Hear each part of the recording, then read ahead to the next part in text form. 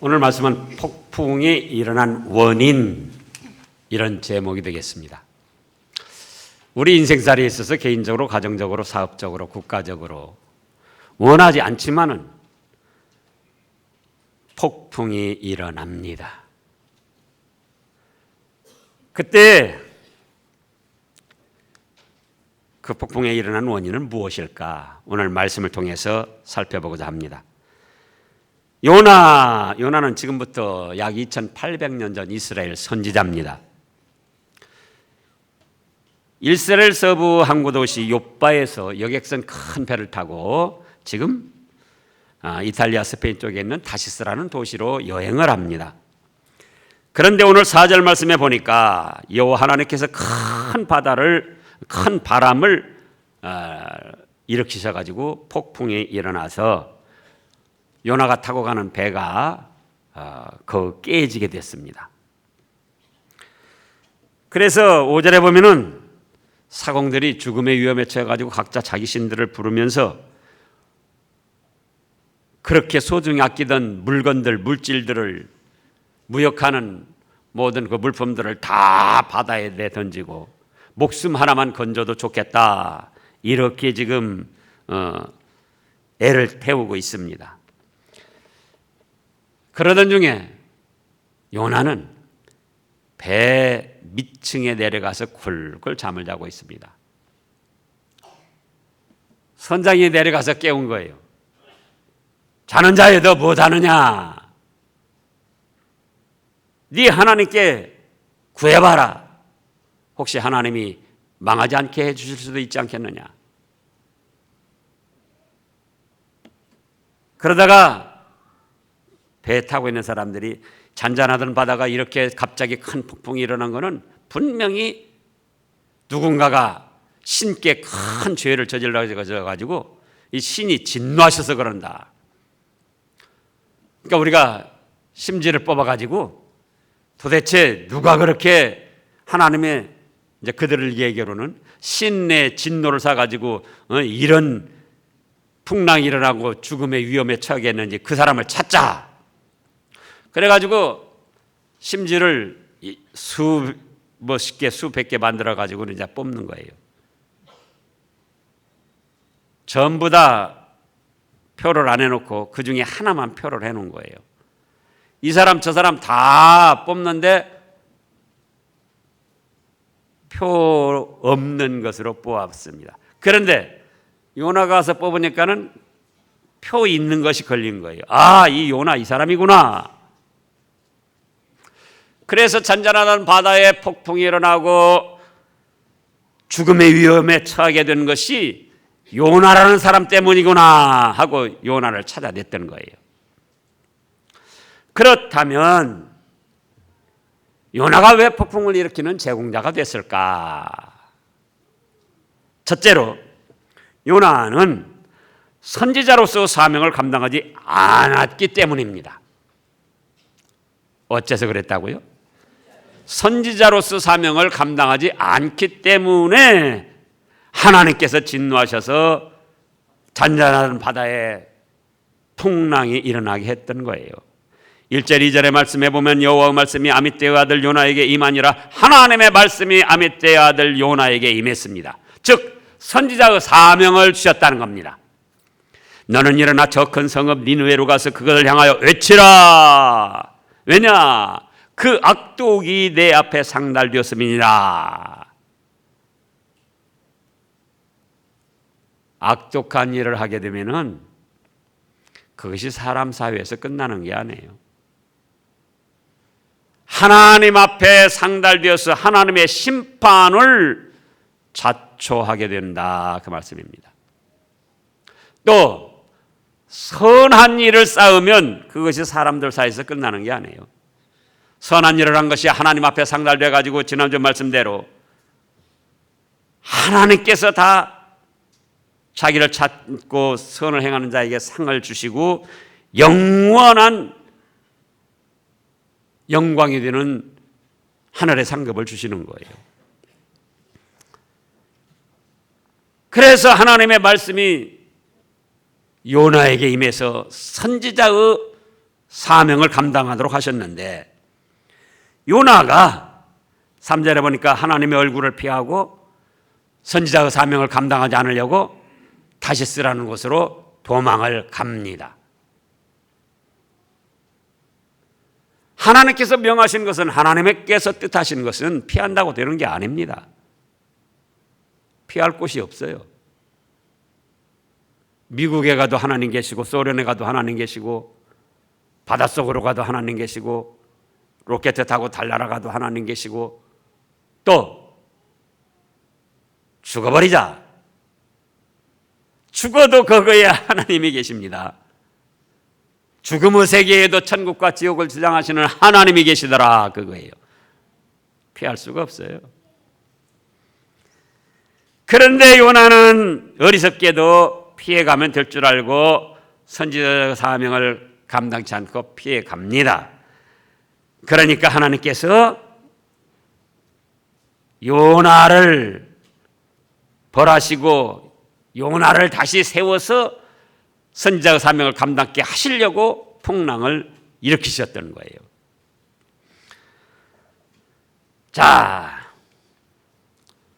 사람은 누구에게든지 사명이 있습니다. 사명이라고 하니까 크게 생각하는데 할 일, 사람으로 태어나서 해야 될 역할이 있다, 그겁니다.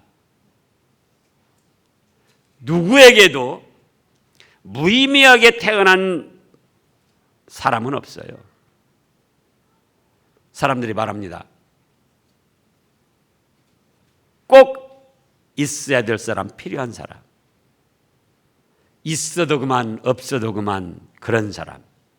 있어서는 안 될 사람. 그런데 하나님께서 자기 아들 예수님을 우리 죗값 대신 희생시키고 우리에게 믿음을 주셔서 하나님의 자녀 천국 백성으로 삼으신 것은 필요한 사람, 이 세상에서 어떤 선한 역할을 하라고 사명을 주시고 우리를 거두어 주신 거예요. 자, 박근혜 씨도 뽑기는 사람이 뽑았지만 대통령이 된 것은 하나님께서 대통령을 하라고 사명을 주신 거예요. 참새 두 마리 떨어지고 안 떨어지고 하나님의 뜻 가운데로 되는데 하물며 한 나라의 대통령이 되는데 하나님의 뜻 없이 됐겠느냐, 그거예요. 이미 잘 알고 계시지만 대통령의 직무는 뭡니까? 사명은 국법을 준수하면서 국가의 안보와 국민들의 평안을 책임지고 증진시켜 나가는 거예요. 그런데 그 대통령의 사명을 감당치를 아니한 거예요. 국법을 준수해야 되는데 국법을 어기고 또 최순실과 국정농단을 하고 그러면서도 또 아니한 것처럼 거짓으로 발뺌을 하고, 그러니까 자그만치 그 전부터 그랬지만 나타나기는 한 6개월간 우리나라가 폭풍에 휩싸여 가지고 얼마나 지금 많은 고통들을 당하고 손해를 보고 있습니까? 본인 자신은 대통령에서 탄핵당해서 이제 죄인의 자리에 내려갔고, 바로 요나가 선지자로서 사명을 감당치 않을 때 자기와 함께한 모든 사람이 죽음의 위험에 처하고, 5절에 보니까 무역하려고 실었던 모든 물품을 다 바다에 던졌습니다. 물질에도 많은 손해를 본 거예요. 그런가 하면은 대한민국 호라는 선장이 박근혜였었는데 그가 그 사명을 감당치 못하니까 많은 사람이 고통을 당하고 이미 3사람이나 죽고 물질적으로 국내적으로 국외적으로 얼마나 많은 지금 손해를 보고 있느냐, 그거예요.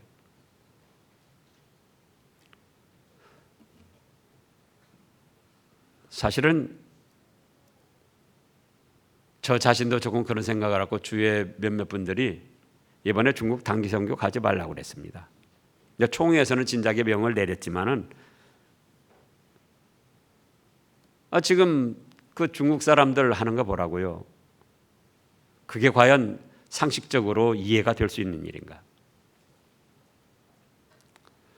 그런 어처구니 없는 사람들을 때문에 돈을 쓰며 시간을 쓰며 그들을 위해서 과연 복음을 전해야 될까?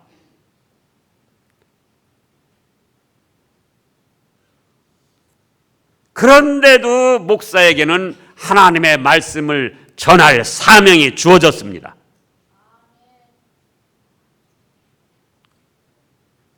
그러니까 상황이 어떻든지 간에, 때를 얻든지 못 얻든지, 듣든지 아니 듣든지 하나님의 말씀을 그곳에 가서 전해야 할 사명을 감당해야 된다, 그거예요. 만약에 현재적으로 일어나는 그런 상황 때문에 제가 안 간다 그러면은 이런 말씀들을 볼 때 하나님께서 폭풍을 일으키십니다. 그래서 목사와 함께 된 구성원들, 성도들까지 함께 풍랑을 만나게 하는 거예요. 기도하면서 이 말씀을 보고 깨달았어요. 아하! 제가 때로는 죽기를 가혹하고 이 하나님의 말씀 전하는 일을 이루어 가겠다고 기도하고 결심한 일이 여러 번 있는데 내가 이런 일들로 인해서 중단해서는 안 되지. 그래서 기쁨으로 감당하려고 결심을 한 거예요. 그런가 하면은 사명이 또 목사에게만 주어졌는가? 어떤 사람이든지 할 역할이 없이 태어난 존재는 없다. 우리 모두의 각자에게 다 사명이 있다 그겁니다. 기본적으로 하나님의 성도로서 하나님을 찬양하며 하나님을 섬겨야 할 기본적인 역할이 다 있어요. 지난번에도 우리가 금식하며 낮아지며 기도하자고 그랬죠. 여러분들 얼마나 기도를 했습니까?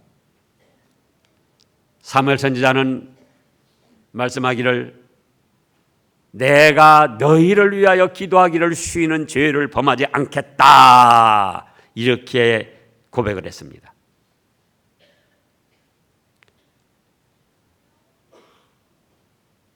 정성 들여서 매일매일 기도를 못했지만 그래도 나라를 위해서 이번 탄핵 문제를 위해서 우리가 기도했습니다. 다행스럽게도 하나님께서 행한 대로 선한 판결을 내도록 결정을 하셨어요. 우리 각자에게 사명이 있다 그겁니다. 아빠로서, 엄마로서, 자녀들로서, 또 직장인으로서, 국민의 한 사람으로서 기도해야 할 사명도 있고 선한 일을 이루어가야 할 사명도 있고 교회 직분자로서 목사로서 장로로서 권사로서 또 집사로서 안수집사로서 교구장 구역장으로서 찬양대원으로서 다 각자 맡은 역할 할 일이 있다 그겁니다. 그런데 그걸 자기 개인적인 형편에 의해서 소홀히 여기고 충성스럽게 감당치 못할 때는 뭐가 일어난다? 폭풍이 일어난다 그겁니다. 국가를 맡은 지도자가 바로 감당치 못할 때는 국가적으로 폭풍이 일어나고 어느 한 가정에 책임진 호주가 그 사명을 감당치 못할 때는 그 가정에 폭풍이 일어납니다.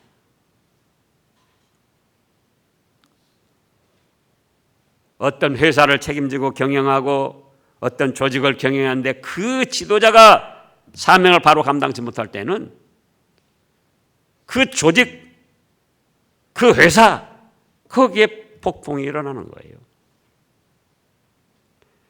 가정에서 아내가 엄마로서 아내로서 사명을 잘 감당치 못할 때는 그 가정에 또 풍랑이 일어납니다.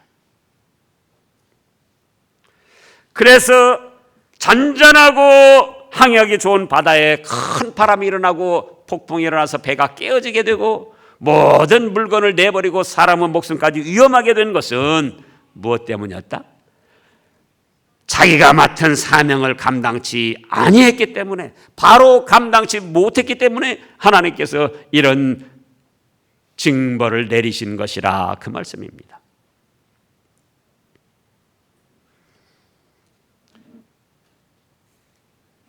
이제 우리도 크든지 작든지 다 각자 해야 될 일 맡은 역할이 있다 그겁니다. 그걸 이제 어떻게 해야 되겠죠? 충성스럽게 잘 감당을 해야 됩니다. 잘못 감당할 때 폭풍이 일어난 것처럼 잘 감당하면 이제는 하나님이 주시는 축복이 임하게 됩니다. 둘째로, 요나는 영혼을 불쌍히 여기는 사랑하는 마음이 없었습니다. 니느웨는 당시 아수르 제국의 서울이었습니다. 지금으로 말하면은 이라크, 이란 그 주위를 통틀어서 아수르 제국이었습니다.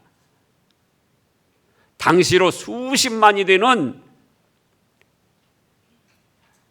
큰 도시였어요.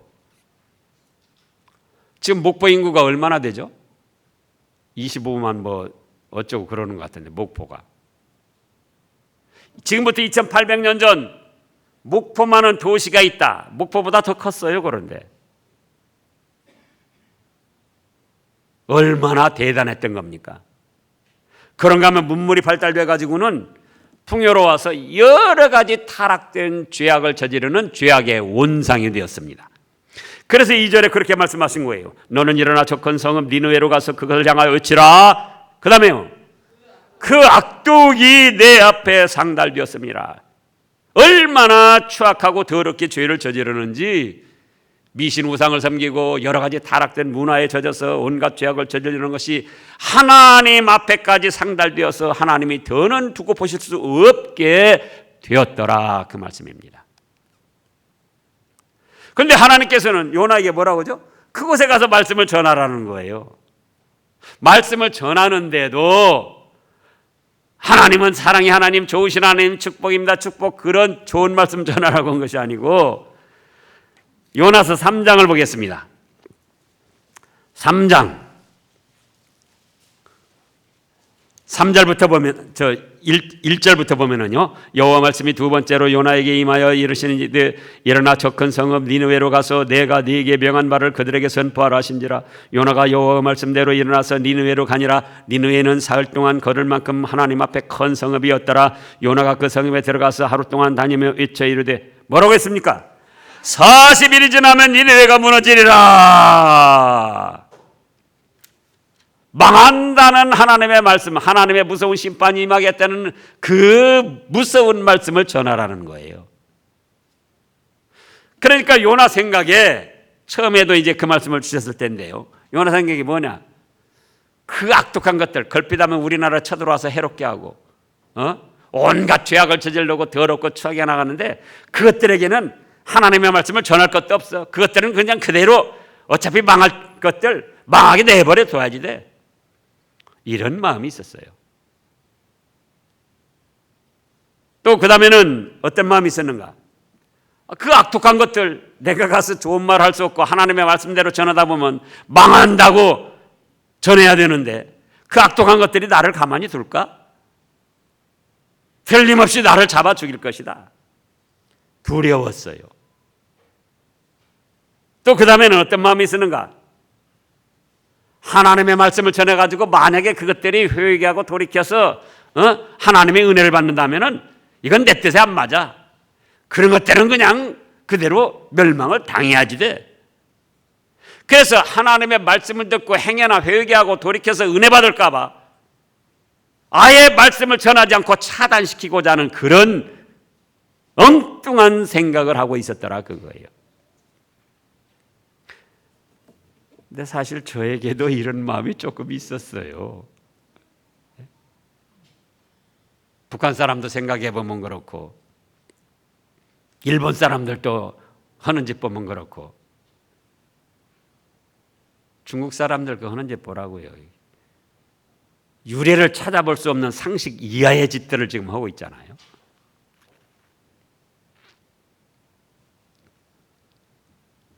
지금 사드 문제, 그건 실제적으로 그렇게 문제를 일으킬 만해서 그런 것이 아니라 중국이 우리나라를 얕잡아보고 그러는 거예요. 미국한테는 지금 아무 소리 하나 없잖아요. 미국이 갖다 지금 사드를 배치하는 건데. 아니, 초등학생들에게 가지 그렇게 해야 될 그런 필요가 있느냐 그거죠. 그런 걸 볼 때 앞으로 중국은 자기들의 자존심이나 이익을 위해서 얼마든지 우리나라를 더 비참하게 만들 수도 있다 그겁니다. 그런데 그들의 원하는 대로 그들의 비율을 맞춰서는 안 돼요. 우리나라 역사를 볼 때에 사대주의에 젖어가지고 중국에 얼마나 속국노릇 종노릇을 했느냐 그거예요. 미국도 물론 그런 걸 가지고 있지만은 미국은 그래도 객관성을 가지고 압박을 합니다. 그렇게 비상식적으로 몰상식하게 어처구니 없는 그런 압박은 안 해요, 미국은.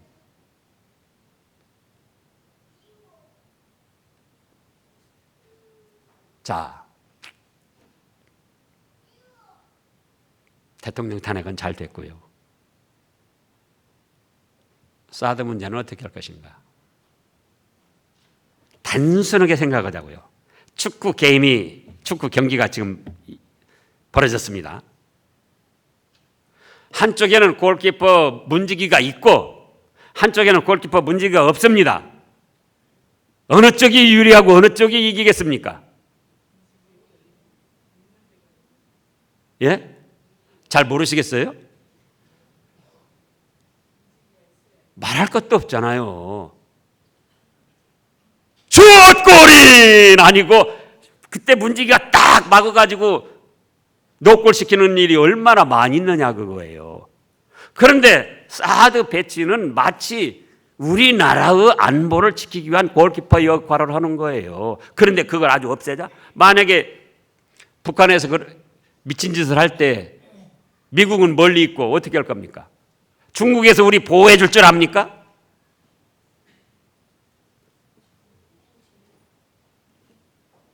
이미 시작된 거니까 논란 벌리지 말고 안정을 시켜야지 돼요. 그런데 다시 뭐 차기 정부로 넘기자 어떻게 하자 그런 말을 해가지고 계속 혼란을 더 가중시키는 것이 그것이 한국호를 맡을 지도자로서 책임 있는 말이냐 그거예요. 다시금 이제 어렵게 되는 거예요.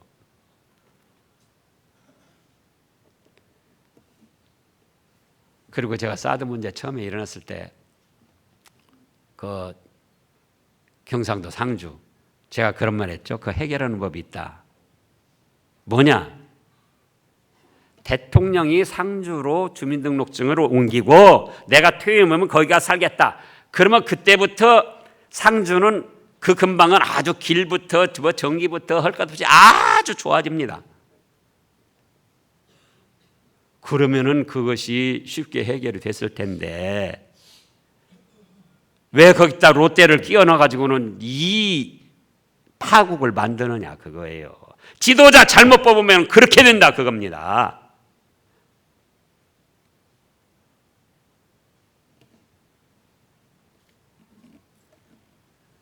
그런데 요나에게는 아수르 니느웨 저것들은 어차피 죄 짓고 걸핏하면 우리나라 쳐들어오니까 저것들은 그냥 망해야 돼. 그리고 그들의 영혼을 불쌍히 여기며 사랑하는 마음이 없이 선지자 사명을 감당치 않으려고 피해가더라 그겁니다. 그러면 우리 말씀에 뭐라고 하셨습니까? 고린도전서 3장 1절 13장 1절부터 보면은 내가 사랑이 없으면은 내가 사람의 방언과 천사말 할지라도 사랑이 없으면 소리나는 구리와 울리는 꽹과리가 되고, 내가 예언한 능력이 있어 모든 비밀과 모든 지식을 알고 산을 옮길 만한 모든 믿음이 있을지라도 사랑이 없으면 내게 아무것도 아니요.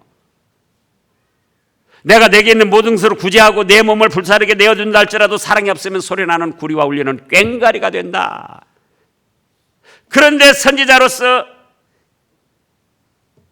그 망할 사람들, 어차피 망한다 할지라도 그 영혼들이 지옥 경벌 불바다에서 고통당할 생각하면 얼마나 불쌍하고 가련하냐, 그거예요.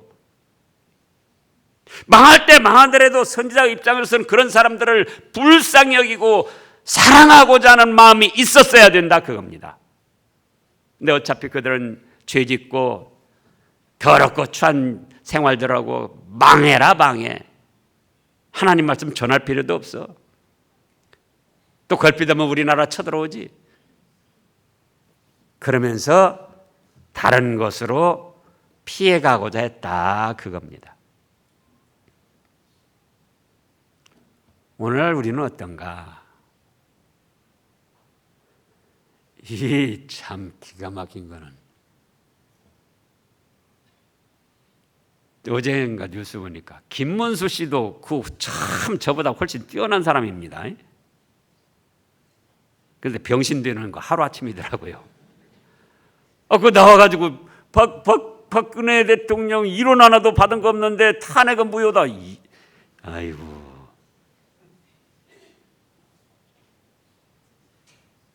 그런데 말입니다. 그렇다고 박근혜 전 대통령이나 거기 골수분자들 미워하고 너희들은 그대로 가다 망하라, 그래서는 안 된다, 그 말이에요. 어차피 대한민국을 함께 끌고 가야 할 같은 구성원들이다. 그래서 내 마음에 안 들고 사상적으로 다르고 좀 차이가 나도 때로는 정 노릇을 한다 할지라도 그들의 영혼을 불쌍히 여기고 사랑하는 마음이 있어야지 돼요. 중국에 대해서도 제가 그렇게 해서 가는 거예요.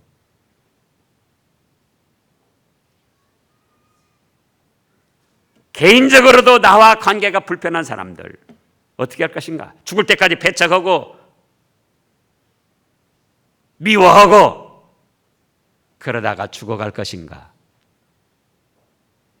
하물며 남편인데, 하물며 아내인데, 하물며 시어머니인데, 그러잖아요.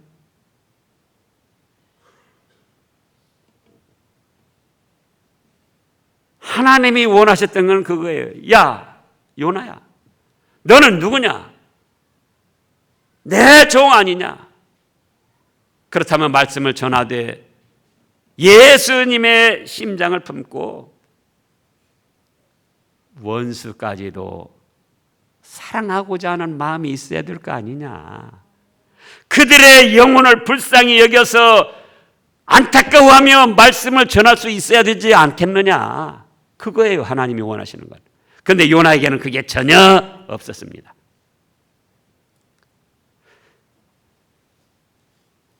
우리는 어떠냐, 그거예요. 우리는 내 마음에 안 들고 나와 조금 적대적인 관계, 경쟁적인 관계, 나에게 좀 손해를 준 사람 어떻게 할 겁니까? 죽을 때까지 끌고 갈 겁니까? 한 5년간 그렇게 하다 그때 마무리를 할 겁니까? 5년이 좀 많으니까 1년 동안은 미워하고 배척하다가 1년 끝나고 나면 그렇게 할 겁니까? 적대적 관계에 있다 할지라도 그런 중에 그 원수들 적대적인 사람을 사랑할 수 있다면 그것은 하나님 앞에 기뻐하심을 입고 그 자신의 신앙 인격이 만들어지는 것이며 하나님 앞에 찬란한 상급을 받을 자격을 만드는 것이 된다, 그 말씀이에요.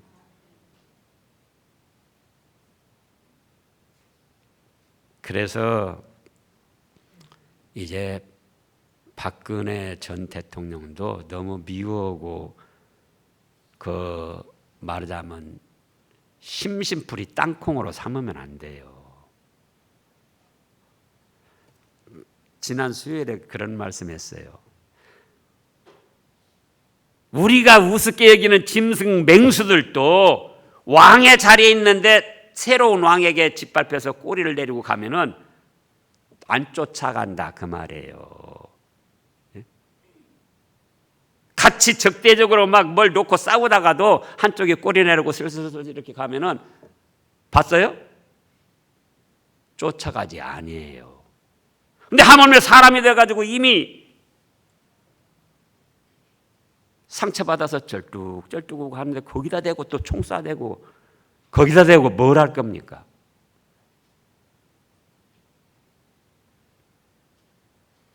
이제는 예수님의 마음을 품어야 된다. 우리가부터 개인적으로도 나와 적대적인 관계에 있는 사람, 경쟁 라이벌 관계에 있는 사람, 그들 위해서 기도해주고 내가부터 마음을 열고 그 사람 없어졌으면 하지 말고 내가부터 실력을 쌓아서 길러라 그거예요.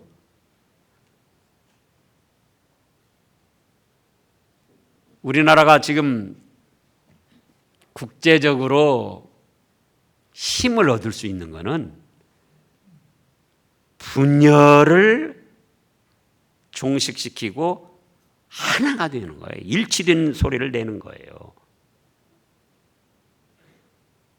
근데 저가 중국 사람이라도 살살 약을 올리겠어요. 왜? 한쪽에서는 싸도 하지 말아야 된다. 또 한쪽에서는 싸도 해야 된다. 근데 이미 진행되고 있는데요. 또 골키퍼가 없으면 누가 유리하냐 그거예요. 중국이 책임져 줄 것이냐. 자기들 유리한 쪽으로 해석을 하니까 싸도 배치하지 말라는 거예요.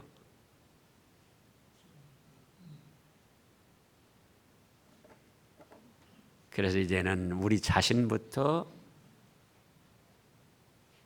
적대적 관계에 있는 사람, 좋지 않은 관계에 있는 사람을 어떻게 하자?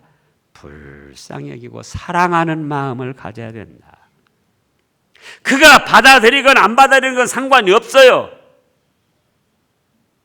우리는 하나님의 자녀로서 예수님의 발자취를 따라가는 예수님의 사람으로서 내가부터 마음을 열고 품고 사랑하고 기도하고.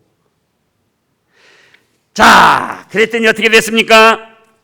3장으로 가서 4절부터 보면 요나가 그 성읍에 들어가서 하루 동안 다니며 외쳐 이르되 40일이 지나면 니느웨가 무너지리라 하였더니 5절 읽어보세요. 니느웨 사람들이 하나님을 믿고 금식을 선포하고 높고 낮은 자를 막론하고 굵은 베옷을 입은지라. 또 9절 읽어보세요. 하나님의 뜻을 돌이키시고 그 진노를 그치사 우리가 멸망하지 않게 하시리라. 그렇지 않을 줄을 누가 알겠느냐 한지라. 지금 니느웨 왕이 그렇게 고백을 한 거예요. 그랬더니 10절 읽어보세요. 하나님이 그들이 행한 것, 그 악한 길에서 돌이켜 떠난 것을 보시고 하나님이 뜻을 돌이키사 그들에게 내리라고 말씀하신 재앙을 내리지 아니하시니라. 이렇게 해서 요나 자신도 살고 니느웨 백성도 회개하고 돌이켜서 살게 되고 공전공생할 수 있는 축복을 받게 됐더라 그겁니다. 이제 우리도 이 말씀을 받았으니 이 믿음의 길을 걸어가서 개인적으로도 적대적 관계가 없이 평화롭게 가정에서도 직장에서도 국제적으로도 세계 속에 평화롭게 자리 잡은 우리 대한민국이 되기를 다 같이 힘쓰고 노력해야 되겠습니다. 기도하겠습니다.